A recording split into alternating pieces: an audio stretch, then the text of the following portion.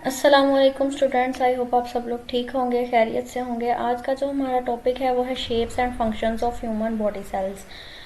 Human body cells जितने भी हैं हमारे जिस्म में, उनकी शेप कैसी है, उनका फंक्शन क्या है, क्या रोल है उनका, क्या काम करते हैं वो, इसको आज हम डिस्कस करेंगे। तो बिना वक्त ज़ाया किए हम स्टार्ट करते हैं।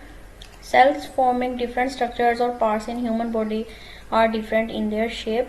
सेल्स जो हैं हमारी बॉडी में, सबसे पहले तो उनका मुख्तलिफ स्ट्रक्चर है और मुख्तलिफ पार्ट जो है ह्यूमन बॉडी के उन्होंने लिए हुए हैं, ठीक है, और उनकी डिफरेंट शेप है।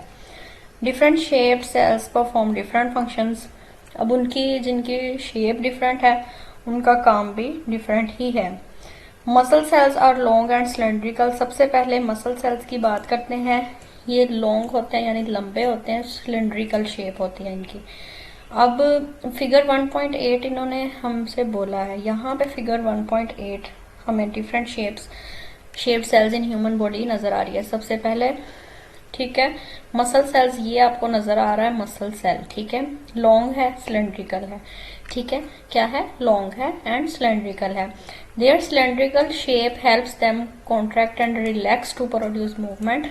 इनकी जो सिलेंड्रिकल शेप है ये मदद करती है कॉन्ट्रैक्ट होने में और रिलैक्स होने में। जब हम कोई भी मूवमेंट करते हैं तो ये कॉन्ट्रैक्ट और रिलैक्स हो सकता है। सेकंड नंबर पे है नर्व सेल्स और न्यूरॉन्स, ठीक है, नर्व सेल्स और न्यूरॉन्स भी इनको बोलते हैं। ये लॉन्ग हैं और ब्रांच्ड हैं, ठीक है। अब इनको देख लेते हैं।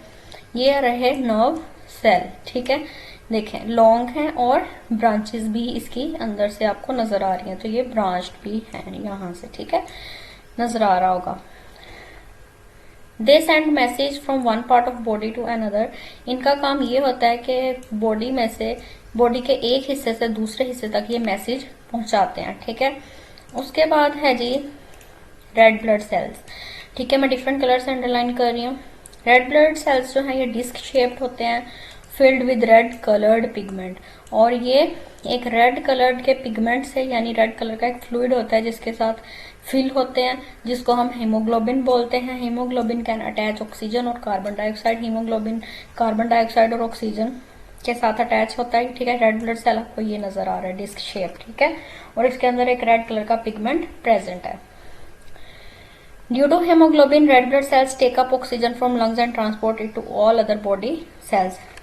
हेमोग्लोबिन की वजह से रेड ब्लड सेल्स क्या करते हैं, ऑक्सीजन लेते हैं लंग्स से और इसको बाकी बॉडी सेल्स में ट्रांसपोर्ट कर देते हैं।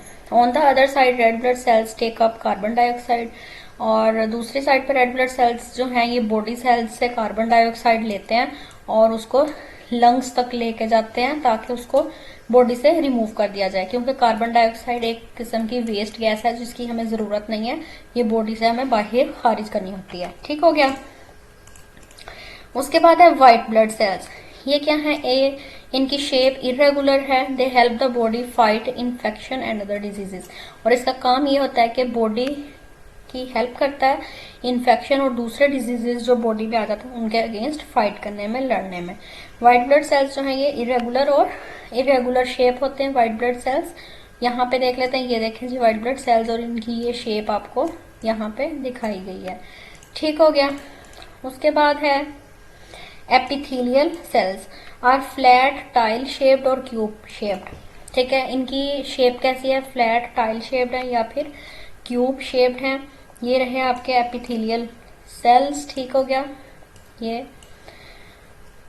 दे are used to form sheets और लेयर्स। किस लिए काम आते हैं ये शीट्स या लेयर्स बनाने के, आउटरमोस्ट लेयर ऑफ स्किन और इनर लाइनिंग ऑफ इंटेस्टाइन। सबसे ऊपर वाली स्किन की, हमारी जिल्द की जो सबसे ऊपर वाली लेयर है वो एपिथेलियल सेल से मिलकर बनी है, या फिर हमारा जो इंटेस्टाइन है उसकी सबसे अंदर वाली लाइनिंग जो है वो एपिथेलियल सेल से मिलकर बनी है।